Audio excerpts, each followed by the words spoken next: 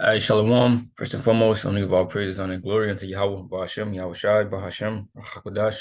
Double honors to the apostles and the elders of the great millstone. Peace and salutations to Agiam, to the elect that are scattered throughout the four corners of this earth, pushing this truth out in faith and in sincerity. I'm the Rosh Hashanah from the GMS Houston camp. And it's going to be like a precept of the day. Right? Just grab one scripture, and maybe a supporting scripture. And just a quick lesson. Right? Wasn't designed, to be long. Right. So yeah, let me get straight into it. All right, it's gonna be First Corinthians 2:9. But it says, but as it is written, I had not seen, nor ear heard, neither have entered into the heart of man the things which the Most High had prepared for them that love him. And who is the them that love him? That's talking about the elect. All right. First and foremost, because we know eventually all Israel will be saved. Right? Because Yahweh Shai, he died for the nation. Right. Even Caiaphas spoke about that. What's that, John the 11th chapter? Right? Even they knew that. Right? But on this side, the elect, right? That blood goes for the elect, covers the elect on this side.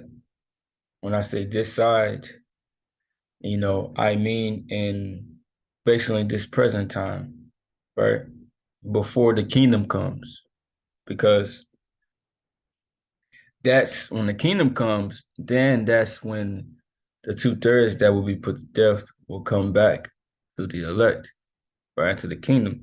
But this is basically what the scripture is going into, the kingdom. Right?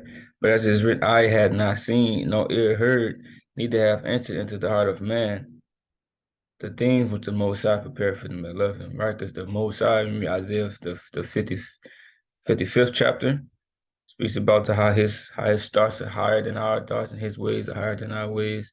You're not going to figure out the mind of the Most High, right? And he got some good things prepared for the men that's going to stand stiffly for his name, right? That a great reward, right? That'll never run out in the kingdom. He said, in my right hand, there are pleasures evermore, right? In the book of Psalms. All right, so things are prepared, right? It's like it says in the book of Second Esdras, I believe, or First Esdras. I believe it's Second Esdras, right? The second chapter. That pray for a few days unto you, the kingdom is already prepared. All right, so our labor and our work that we are doing, right? The reward is ready. All right. Prophecy just got to be fulfilled first. Then the reward is coming. This is a sure reward. This is not nothing that's, maybe so, right? Or hope so. It's gonna happen if we are those men. That's the only thing that we are hoping, is that we are those men. But the reward is coming, right, to the elect of Israel, no matter what, right? And like I said, it's gonna be a great reward, right? And everything that we're going through right now, it's not gonna matter, right? Once that reward comes, once we're able to grasp the kingdom, right? Or soon as we get in those chariots, ain't none of everything that we done suffered on this side ain't gonna matter. The Most High is gonna purposely overshadow everything and all the hell that we have caught, right? Because we did it for the names Yahweh and Yahweh Shai. All right. This is Romans 8:18. For I reckon that the sufferings of this present time are not worthy to be compared with the glory which shall be revealed in us. See, so the sufferings of this present time, things that you were going through today, right? The things that you went through in the past, things that will come in the future. It's grouping everything together, right? In this present time. right? It said it is not even worthy to be compared, right? Ain't no comparison, right? Ain't no comparison. You see, it's like Jake getting into a conversation, right? It's like somebody trying to compare, using really analogies, right? You know, whatever you want to call it. You want to compare LeBron, right, to some dude that just played basketball on the street, right, as just an hobby. See, he don't put in no work. He just play for fun, right? He don't really practice. He don't really do none of that. Right?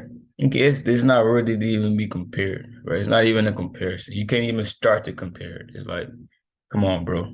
It's not even there. All right. And it's the same thing, and much even greater with this, the kingdom, right? And its truth, right? The thing that the Most High got in store, right? You can't compare it to the sufferings, even though suffering can feel, very overwhelming at times. Things that we might go through, right? You might be stressed. You might end up being depressed, right? You're gonna lose some things. You're gonna shed tears, right? Hey, but we always gonna bounce back through the spirit because we got that support system. Because what happened to Peter when he fell in the water? Or when that boisterous wind came, Yahweh Shai, he grabbed his hand. So he didn't watch him sink and fall. He helped him. All right.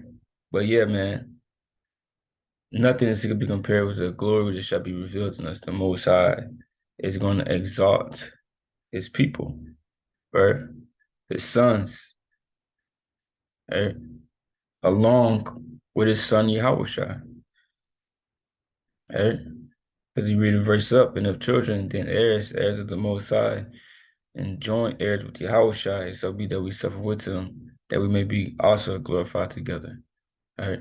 So we suffering to be partakers of the reward, right? That Yahushua is gonna get, and Yahushua is gonna inherit everything, bro. All right. So yeah, man, that's the lesson. All right, I hope this is edifying. And with that, I'm gonna say shalom.